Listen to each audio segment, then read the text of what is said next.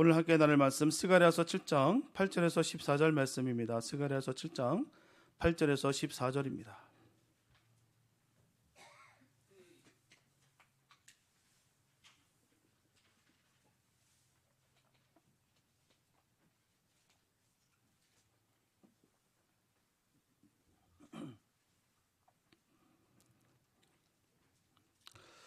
스가랴서 7장 8절에서 14절 말씀입니다. 주님의 귀한 말씀 우리 한 목소리로 함께 합독하시겠습니다. 시작. 여호와의 말씀이 스가랴에게 임하여 이르시되 만군의 여호와가 이같이 말하여 이르시기를 너희는 진실한 재판을 행하며 서로 인애와 긍휼을 베풀며 과부와 고아와 나그네와 궁핍한 자를 압제하지 말며 서로 해하려고 마음에 도모하지 말라 하였으나 그들이 듣기를 싫어하여 등을 돌리며 듣지 아니하려고 귀를 막으며 그 마음을 금강석 같게 하여 율법과 만군의 여호와가 그의 영으로 옛 선자들을 통하여 전한 말을 듣지 아니하므로 큰 진노가 만군의 여호와께로부터 나왔도다. 내가 불러도 그들이 듣지 아니한 것처럼 그들이 불러도 내가 듣지 아니하리라. 만군의 여호와가 말하였느니라. 내가 그들을 바람으로 불어 알지 못하던 여러 나라에 흩떴느니라.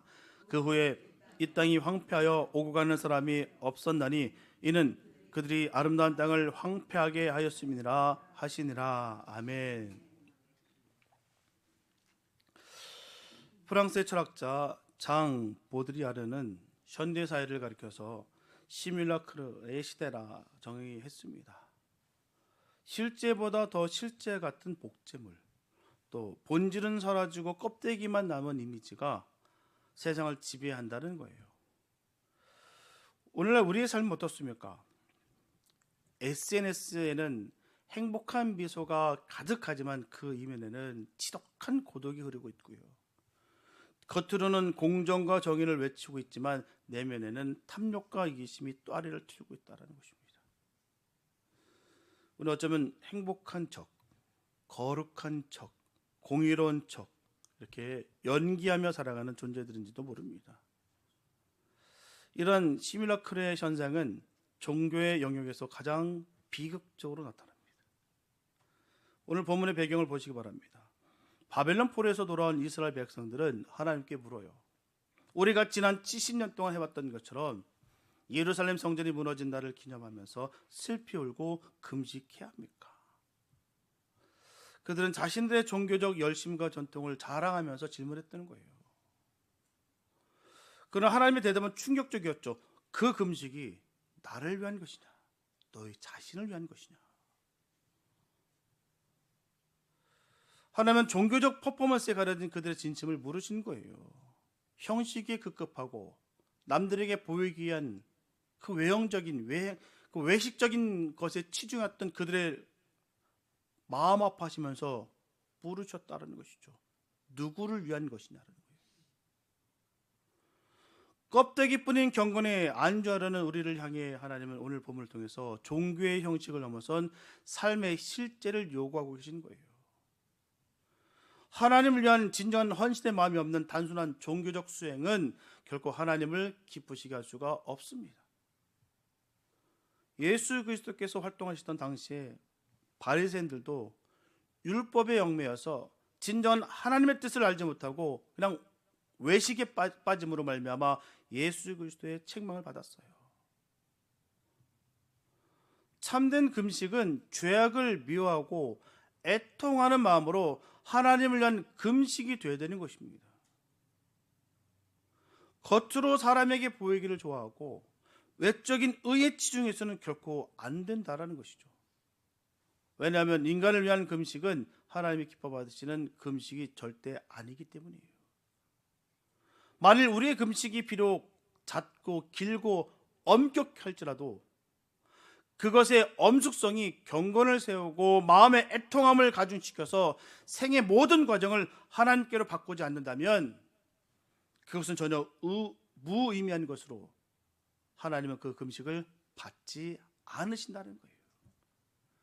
아무리 노력하고 아무리 애쓰고 남들에게 다 칭찬받고 칭송받고 인정을 받는다 할지라도 하나님께 인정받지 못한다면 아무 소용없습니다. 오늘 우리는 이 말씀을 통해서 우리 마음속에 박힌 이 돌 같은 마음을 발견하고서 그것을 깨뜨리시는 하나님의 눈물을 마주하고 있습니다. 주님을 만나시기 바랍니다. 내 안에 딱딱하게 굳어있는 이 돌덩이 같은 이 마음을 부서뜨려 달라고 간절히 주님 앞에 나아가시기 바랍니다. 본문 9절과 10절은 하나님의 준엄한 명령이자 성경 전체를 관통하는 신앙의 핵심을 담고 있어요. 만군의 여호와가 이같이 말하여 이르시기를 너희는 진실한 재판을 행하며 서로 인애와 긍휼을 베풀며 과부와 고아와 나그네와 궁핍한 자를 압제하지 말며 서로 해하려고 마음에 도모하지 말라 하였으나. 그래서 우리는 히브리어 단어 두 가지에 주목해야 됩니다. 첫째는 미슈파트, 바로 진실한 재판, 공의라는 거예요. 공의. 이는 단순히 법적인 판결을 의미하지 않습니다. 억울한 사람이 없는 상태, 마땅히 누려야 할 권리를 되찾아주는 사회적 정의를 뜻하는 것이죠. 둘째는 케세드, 인애와 라밈, 긍휼입니다. 인애와 긍휼. 케세드는요, 바로 인애, 언약적 사랑, 즉 끝까지 책임지는 사랑을 말합니다. 또 라밈, 긍휼은 바로 자궁을 뜻하는 레헴에서 유래된 단어입니다. 그래서 자식을 향한 어머니의 애끓는 심정을 의미하는 거예요. 이게 긍휼입니다. 인애와 긍휼. 금식의 근본 정신이 뭘까요? 그것은 남에게 보이기 위한 하나의 종교적 행사가 아닙니다. 자신의 종교적 자만심을 세우기 위해서 종교적 공과도 아니라는 거예요. 금식의 정신은 하나님의 사랑을 받은 자로서 내 육체적 욕망과 혈기를 죽이고서 이웃을 사랑하는 데 있다는 거예요. 뗄래야 뗄 수가 없습니다. 신앙생활하면서 뗄래야 뗄 수가 없어요. 나만 잘 믿으면 되지. 내가 성경적인 지식이 얼마나 많은데, 내가 얼마나 많은 사역을 했는데, 수많은 나의 그런 자랑으로 인해서 진정 봐야 될, 집중해야 될 하나님을 잃어버린다는 사실입니다.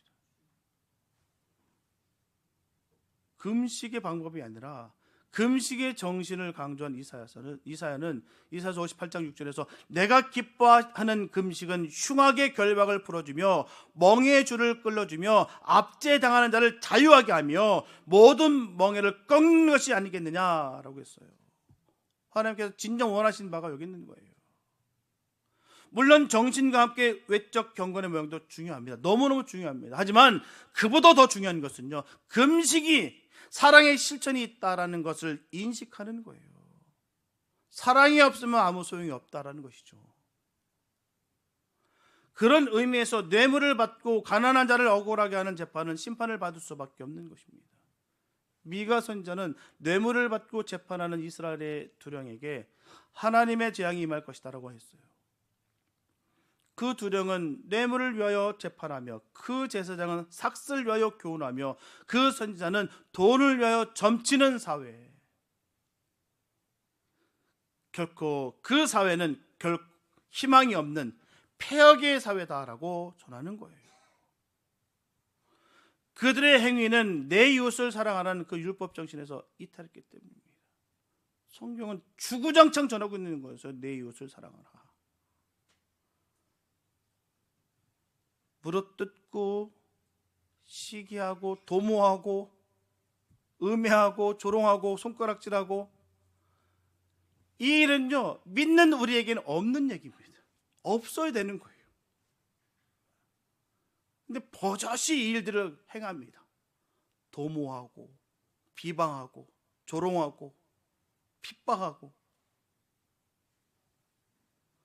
따라서 우리는 금식으로서 우리 죄를 용서받으려고 했기 전에 먼저 우리 잘못된 행위들을 시정하는 그 작업부터 해야 되는 거예요. 내 잘못된 천국에서 없을 만한 것들을 이 땅 가운데 계속 삭제해 나가는 거예요. 천국 가면 내가 똑바로 살아야 돼. 그럴 리 없습니다. 천국의 사람들은요, 지금 이곳, 지금 상황에서 천국의 사람의 삶을 살아가고 있다는 거예요. 다른 거 볼 필요 없습니다. 나는 과연 정말 천국에 없을 만한 그런 일들을 내가 과연 하고 있는가를 점검하시기 바랍니다. 세상 사람들과 똑같다. 누가 봐도 저 사람은 세상 사람이다. 회개하십시오. 잘못돼도 한참 잘못되는 거예요.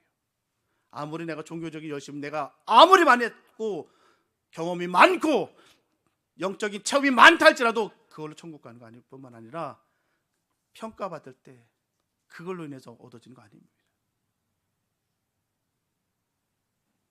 천국이 없을 만한 것들을 지금부터 잘라내는 거예요. 이스라엘 백성들은 잘못된 행위에 대한 시정 없이 금식만 했기 때문에 오히려 이것이 하나님께 역겹고 하나님을 진노케 한 원인이 됐다는 거예요. 행했긴 행했는데도 불구하고 책망받고 수많은 고초를 당한 이유가 거기 따르는 것이죠. 하나님이 원하시는 것은 화려한 금식이나 웅장한 찬양이 아니에요. 뭔가 번듯하고 화려하고 큼직하고 많고 그게 중요한 게 아닙니다. 한 사람이 예배자를 더 중요하게 하고 있어요. 진실로 진심으로 주님 앞에 나아가는 그 주님의 사람들을 더 어여삐 여기십니다. 바로 우리 곁에 있는 약자들을 향한 애끓는 심정, 이 라함임과 그들을 향한 책임 있는 사랑, 바로 이 켓세드가 삶의 현장에서 공의로, 바로 미슈파트로 나타나야 되는 거예요. 삶 속에서 실증이 돼야 됩니다. 머리로 하는 것, 지식으로 하는 것, 지식에서 멈춘 것, 믿음 아닙니다. 믿음이라는 건 참고로 주님의 말씀이 생명으로 여겨야 되는 거예요. 생명처럼 지키는 거예요. 남들은 몰라도 주님은 아십니다. 주님을 속일 생각하지 마세요. 내가 주님을 속일 수 있다고 하면 그 하나님 아닙니다. 우리 하나님은 우리가 속이고 싶어도 속일 수가 없어요. 이 구약의 메시지는 신약의 야고보서로 이어집니다. 야고보서 1장 27절에 보면 하나님 아버지 앞에서 정결하고 더러움이 없는 경건은 곧 고아와 과부를 그 환난 중에 돌보고 또 자기를 지켜 새 속에 물들지 아니하는 그것이니라. 딱 떨어지게 말씀해 주셨어요. 성경은요 어설프지 않습니다. 명쾌하고요 산뜻합니다. 정확해요. 진정한 경건이 무엇인지에 대해서 명확하게 말씀하셨다는 것이죠. 하나님 아버지 앞에서 정결하고 더러움이 없는 경건은 곧 고아와 과부를 그 환난 중에 돌보고 또 자기를 지켜 새 속에 물들지 아니하는 그것이나, 아주 정확하게 말씀하고 있다는 것이죠. 예수님 역시 마태복음 25장에서 양과 염소를 가르치는 그 기준을 바로 지극히 작은 자 하나에게 한 것이다라고 두셨어요. 분명하게 양과 염소가 있다라는 사실입니다. 같은 장소에 같은 예배를 드리고 같이 내가 주님께 찬양하고 기도드리고 함께하는 가운데 양과 염소가 있다는 거예요. 근데 그 가르치는 그 기준이 바로 지극히 작은 자 하나에게 한 것, 하나님을 진정으로 믿는 것, 거기에 두셨다는 것이죠. 말라기서 3장 5절에 보면 내가 심판하러 너에게 임할 것이라 과와 고아를 압제하며 나그네를 억울하게 하며 나를 경외하지 아니하는 자들에게 속히 증언하리라.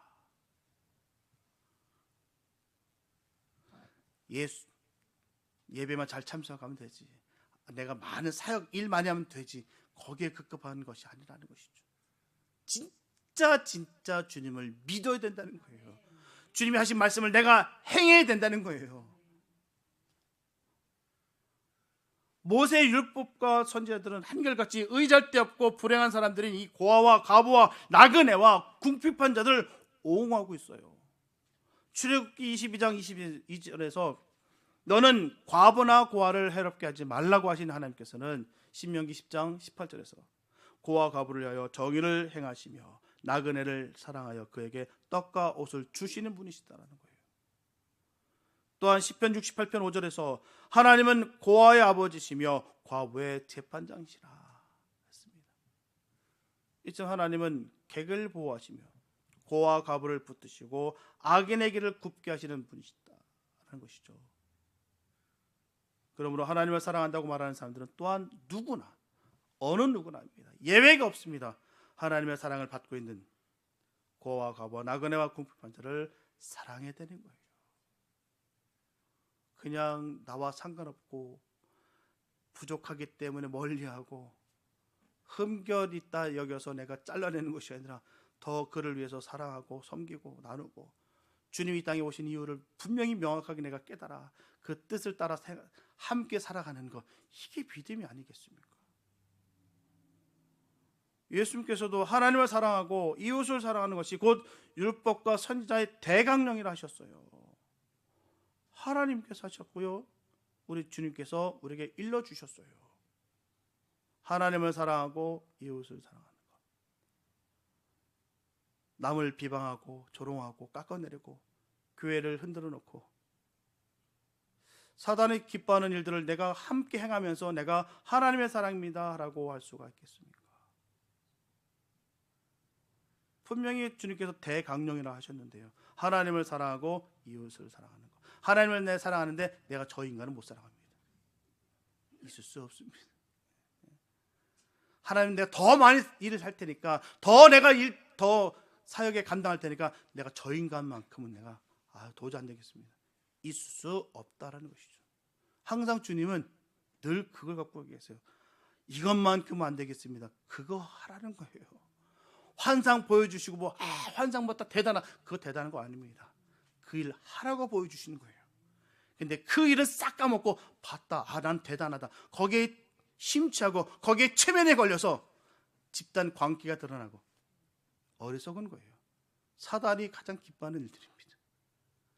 뭐 들었다, 뭐 봤다가 중요한 것이 아니고요, 하나님 나에게 행하라 하셨던 그 사명 감당하는 게 귀한 거예요. 지적질하라고 보여주신 거 아니고요, 그 일 하라고. 땅바닥에 떨어진 게 있다면 떨어졌다, 더럽다, 지저분하다, 그렇게 손가락질 하라는 것이 아니라 내가 가서 주스라고요, 닦으라고요. 그거 보여주시는 거예요. 볼 수 있는 게 능력입니다. 저는 이상하게 우리 집에 있는 물건들이 안 보여요. 분명히 우리 사모가 어디 물건이 있는데 달래요. 근데 앞만 봐도 안 보여요. 신기하고도 놀라워요. 냉장고를 팔 때 냉장고 좁잖아요. 얼마나 크겠습니까? 저희도 평범한 냉장고입니다. 근데 열면요 안 보여요. 이상하게 안 보여요. 동병상련이 많으시네. 예, 안 보입니다. 이상하게 안 보여요. 그래서 요즘은 포기했어요. 그냥 알아서 찾으라고. 볼 수 있는 게 은혜고요, 행하시기 바랍니다. 본다고 다가 아니고요, 행할 줄 알아야 돼요. 그러므로 고아와 과부를 멸시하는 자는 결코 하나님의 자녀라가 말할 수가 없다라는 것입니다. 아무리 내가 수많은 경력들, 지금까지 있었던 많은 사역에 감당했던 일들, 또 체험들, 아무 소용없습니다. 그걸로 구원받는 것도 아니고요, 내가 주님을 믿어야, 예수를 믿어야 구원받는 거예요. 예수를 믿으면 주님이 하신 그 말씀을 행해야 되는 것이죠. 하나님의 자녀는 불행한 사람들을 돌봐야 됩니다. 이러한 명령에 불순종하는 자를 하나님은 의미 없이 수십 일간 금식하는 종교적 열광주의자들보다도 더 기뻐하십니다. 우리는 결코 종교적 열광주의자가 될 수가 없습니다. 오늘 우리의 예배는 교회 문턱을 넘어서고 있습니다. 우리의 기도가 개인의 안에 복락에만 머물러 있다면, 이 교회 안에 건물 안에만 머물러 있다면 그것은 하나님이 기뻐하시는 금식이 아닙니다. 자기 만족을 위한 그냥 종교 놀이일 수 있습니다. 여러분들의 미션 파트, 바로 공의와 캐세드, 바로 책임 있는 사랑은 지금 어디를 향하고 있습니까? 본문 11절과 12절을 보면 그들이 듣기를 싫어하여 등을 돌리며 듣지 아니하려고 귀를 막으며 그 마음을 금강석 같게 하여 율법과 만군의 여호와가 그의 영으로 옛 선지자들을 통하여 전한 말을 듣지 아니하므로 큰 진노가 만군의 여호와께로부터 나왔도다. 여기서 보면 하나님의 호소에 대한 인간의 완악한 반응을 네 가지 단계로 묘사하고 있습니다. 이 묘사는 마치 오늘날 현대인들의 영적 무관심을 정밀하게 분석한 보고서와 같아요. 듣기를 싫어하며 의도적인 거부죠. 등을 돌리며 관계 단절을 선언하는 몸짓입니다.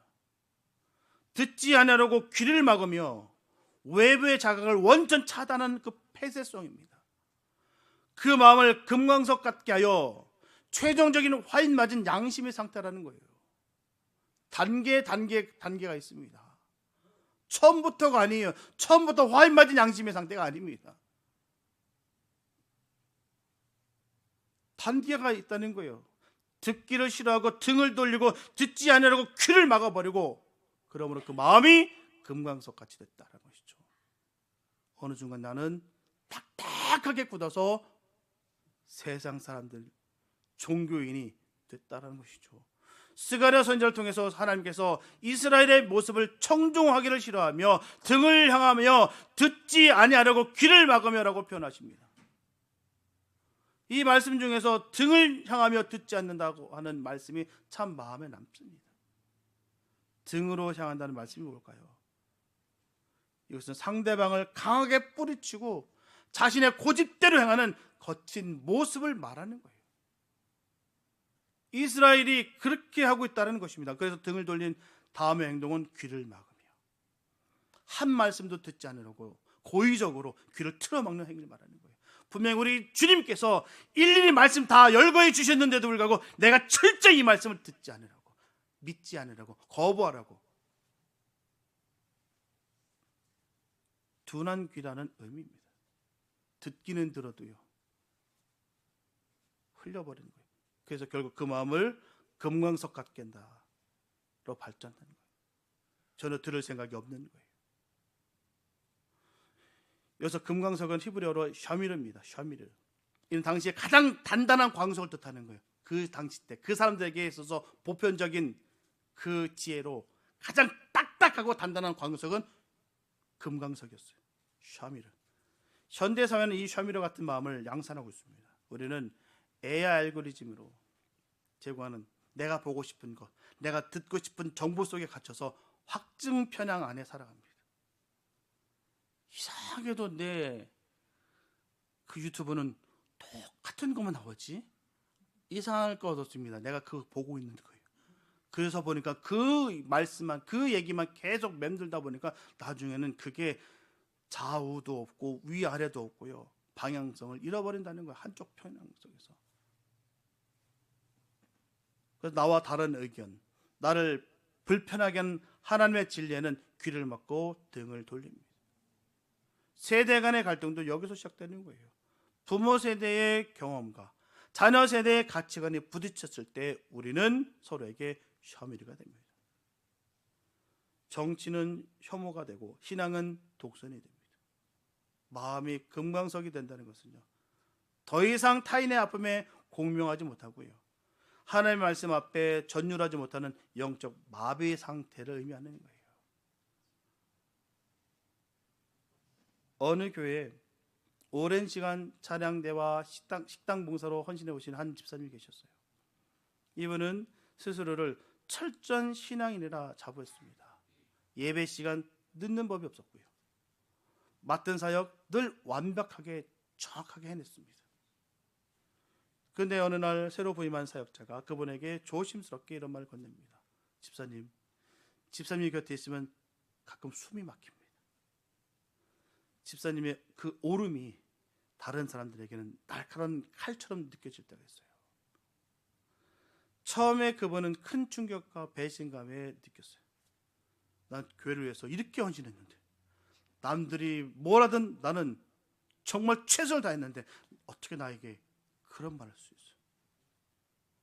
어떻게 나한테 이런 말을 할 수 있어? 내가 어떻게 열심히 최선을 다했는데, 남들 펑펑 놀고 잘 때 나는 와서 내가 그 일을 했는데.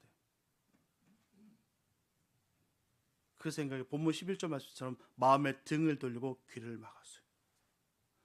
자신이 센 오름이라는 그 성벽 안에 갇혀버린 거예요.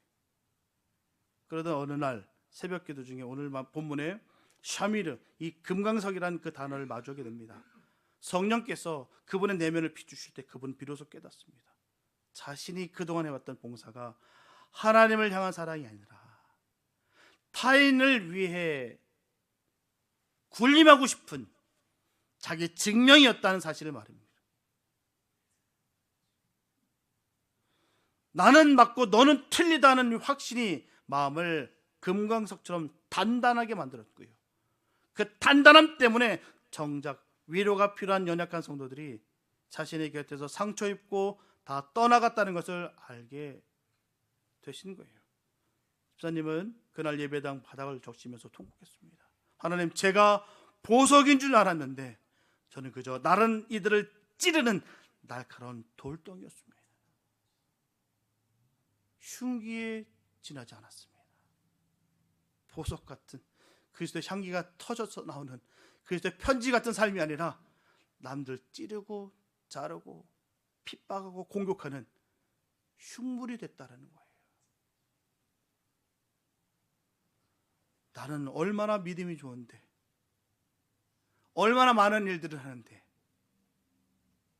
그 일을 앞장세워서 남들을 조롱하고 영적 교만에 휩쓸려서 쌓여서 그 도취하고 체면에 걸려서 하나님 뜻과는 전혀 상관없이 내가 애쓰는데도 불구하고 자기가 다 전부인 양 살아가는 경우가 있다는 것이죠. 그 단단한 샤미르가 깨어지고 난 후에 비로소 그분은 주변 사람들 눈물을 보기 시작했고요. 진정한 캐세드, 그 인애의 봉사가 무엇인지 알게 됐다는 것입니다. 우리는 어떻습니까? 본문 13절은 성경에서 가장 두려운 말씀 중 하나예요. 내가 불러도 그들이 듣지 아니했던 것처럼 그들이 불러도 내가 듣지 아니하리라. 만군의 여호와가 말하였느니라. 엄묘하신 너무 무서운 말씀이에요. 네가 아무리 떠들어 제껴도 난 안 들어. 아무리 부르짖고 난리를 쳐봐야 난 그거와 전혀 상관없어. 이것은 하나님의 보복 아닙니다. 이것은 영적인 인과관계예요. 하나님은 사랑의 하나님이 되시겠지만 동시에 공의의 하나님 되십니다. 우리가 타인의 고통 섞인 부르짖음의 귀를 막는다면 우리 스스로 하나님과 소통할 수 있는 영적 주파수를 파괴하는 것과 똑같다는 거예요. 하나님과 관계 끊겠습니다라는 것랑 똑같다는 것이죠. 내가 예수님의 사람이라고 하지만 나는 사람을 공격하고 핍박하고 저주하고요, 음해하고 그렇게 살기 원합니다. 그런데도 불구하고 나는 천국 갖고 싶어요. 그런데도 불구하고 나는 구원받고 싶습니다. 그런데도 불구하고 나는 복받기 원합니다. 하나님 귀를 막으신다고 하셨어요. 그런데도 응답된다 의심하시기 바랍니다. 과연 하나님께서 하셨을까? 분명히 전 아니라 믿습니다. 왜? 하나님이 말씀하셨기 때문에. 하나님의 응답은, 하나님의 확신은 그렇게 주시는 것이죠. 진정한 섬김과 사랑과 헌신 속에서 남을 저주하고 미워하고 음해하면서 세상 죄에 푹 젖어 있으면서 그 끊지 못한 그 추한 습관을 끊어내지도 못하면서 나는 하나님 잘 믿으니까, 난 사역 많이 하니까, 남들보다 더 많은 일들을 종교적인 열심으로 천국 가는 거 아닙니다. 남들은 많이 그걸 평가할 수도 있어요. 보이는 외적인 부분 때문에. 그러나 주님은 그를 향해서 회칠한 무덤이라 하셨어요. 겉은 번지르고 멋진데 속은 시커먼 시체들이, 썩은 것들이 가득 차 있는 모습들. 오늘 이 대목에서 입자구에 예수님을 바라봐야 될 줄 믿습니다. 엘리 엘리 라마 사박다니, 나의 하나님 나의 하나님 어째여 나를 버리셨나이까. 예수님 우리의 듣지 않음과 완악함 때문에 하나님의 침묵을 대신 감당하셨어요. 우리가 마땅히 받아야 될 하나님의 외면을 예수님이 대신 겪으심으로 말미암아 이제 우리는 다시 하나님께 부르짖을 수 있는 은혜의 보좌 앞에 나아갈 길을 얻었습니다. 보면 14절에서 이스라엘은 열국으로 흩어지고 땅은 황폐해졌어요. 삶의 터전이 무너진 거예요. 오늘날 우리도 때로 삶의 황폐함을 경험합니다. 경제적인 파산들, 건강의 상실, 관계 붕괴 등등. 그러나 꼭 기억하시기 바랍니다. 이 흩어짐은 파멸을 위한 것이 아니에요. 돌이킴을 위한 하나님의 아픈 매입니다. 사랑의 매예요. 하나님 우리 땅을 황폐하게 하시더라도 우리의 마음의 금강석을 깨뜨리고 싶어 하신다는 거예요. 우리 자신을 돌아보시기 바랍니다. 하나님께서는 귀한 말씀을 주시는데 우리는 과연 말씀의 영향력 속에 살고 있는지를 돌아보시기 바랍니다. 듣는다고 다가 아니에요. 창세기부터 요한계시까지 안 들어보신 분 계십니까? 내가 일생 살아가면서 신앙생활 했다고 하신 분들 중에 싹 한번 안 훑어보셨겠습니까? 안 들어보셨겠어요? 귀에 딱지가 벨 정도 다 들어서 듣는 것에 멈추면 아무 의미가 없어요. 그 영향력 속에 있어야죠. 말씀이 들리고 그 말씀에 감동을 받고 감동을 받은 대로 나의 삶을 바꾸려고 하고 계십니까? 하나님은 말씀을 통해서 우리에게 하나님의 영향력을 일으키십니다. 성경에 수많은 사람들에게 하신 것처럼 우리들에게도 똑같이 그렇게 하신다는 거예요. 성경의 인물들은 인물이고 나는 별개다. 그럴 일 없습니다. 나는 특별히 사랑하니까 마음 놓고 죄져도 괜찮아. 그럴 일 없습니다. 진짜 사랑하신다면, 내가 죄 가운데 있다면 하나님은 날 건지시기 위해서 역사하십니다. 똑같이 되신다는 거예요. 그런데 우리는 과연 성경의 가르침대로 말씀의 영향력이 일어나는 사람으로 지금 살아가고 계신가요? 헨리 블랙가비 목사님이 하나님을 경험하는 삶에서 우리가 이렇게 기도한다고 이야기하고 있어요. 주여, 당신의 뜻을 알기를 원합니다. 제가 틀렸으면 저를 막아주시고 맞았다면 축복해 주시옵소서. 그런데 이것은 결국 이렇게 말한 것 같다고 하는 거예요. 주여, 저는 이 방향으로 갑니다. 이것이 주님의 뜻이 아니라면 문을 닫아주세요. 하나님께 길을 묻는 것이 아니다라는 거예요. 뜻을 묻는 것도 아닙니다. 내 길과 내 뜻을 도와달라고 하는 것뿐이에요. 내가 원하는 대로 행할 테니 주님 알아서 하세요 뜻입니다. 구름 기둥 불 기둥 내가 먼저 갈 테니 따라와 주세요. 하나님 뜻과는 상관없이 내 뜻이 이루어지기를 원하는 것입니다. 하나님의 사람이라 할 수 있을까요? 하나님 뜻은 상관없고요, 내 뜻만 이루어지면 됩니다. 하나님 저한테 하셨던 그 수많은 말씀들 난 모르겠고요, 내 마음대로 내 멋대로 하겠습니다. 우리는 말씀이 있는 삶, 말씀이 들린 삶으로 돌아와야 될 줄 믿습니다. 그냥 신앙생활하는 거 아니에요. 그 말씀이 들려져야 되고요, 이 말씀이 믿어져야 되고요, 이 말씀을 생명처럼 여기는 것이 믿음입니다. 듣는다고, 안다고, 기억한다고 내가 머릿속에 저장했다고 해서 그게 믿음 아닙니다. 사역 많이 하는 거 너무너무 좋습니다. 그러나 사역 많이 했다고요 구원받는 거 아니에요. 진정으로 하나님의 말씀이 생명으로 믿어지는 것, 내 이 말씀 지키자면 난 죽는다, 이렇게 믿는 것이 믿는 것이죠. 왜요? 하나님은 살아계시기 때문에. 우리는 죽은 하나님 믿는 것이 아니라 살아계신 하나님 믿는 거예요. 그래서 그 말씀을 우리가 받아서 믿는 것이죠. 나 같은 죄인 살려주시는 것입니다. 나 정도 되니까 구원받은 거 아니에요. 그 교만이 날 죽이는 것입니다. 사랑하는 여러분, 오늘 우리는 스가랴 선지자를 통해서 우리 자신의 자화상을 봤어요. 우리는 혹시 하나님이 원하시는 진실한 재판과 인해는 내팽개친 채 그저 금식의 날짜만 세고 있지는 않으신가요? 내가 사역했던, 내가 경험했던 것들, 자랑할 만한 것들만 차곡차곡 쌓아나가면서 끄집어내서 자랑하고 있지는 않으신가요? 설계서에서 언급했던 보드리아르의 시뮬라크렌을 다시 한번 떠올려 주시기 바랍니다. 복제된 경건, 이미지뿐인 믿음에서 이제는 벗어나야 됩니다. 하나님은 세련된 종교인을 원하지 않으세요. 하나님은 우는 자와 함께 울 줄 아는 상한 심령을 원하십니다. 여러분들 삶에서 가장 단단하게 굳어진 그 금강석, 이 샤밀은 무엇입니까? 내 자존심일까요?